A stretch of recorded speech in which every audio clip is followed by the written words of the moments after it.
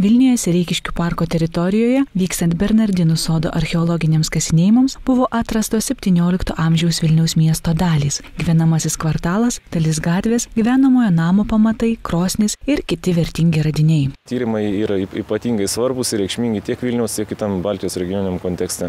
Svarbiausiai savo tyrimo rezultatais laikytumėm rastą Vilniaus senąjį užstatymą, tai kitaip tariant kvartalas su buvusia gatve, sunaikinta 17 amžiaus vidury, tai vadinamojo tvano metu, kai buvo Rusijos invazija, kadangi užstatymas ypatingai gerai išlikęs su aiškia gatviniu, kitaip tariant, planavimu ir taip toliau, ir su mediniu, mūriniu užstatymu, ir krosnimis, ir visais kitais radiniais būdingais miestui. Tai yra svarbiausia kol kas mūsų tyrimų rezultatai. Ypatingai svarbi yra numizmatinė medžiaga surinkta Sereikiškių parke įvairiausio amžiaus. Tai turim apie virš 500 monetų jau turim surinkę.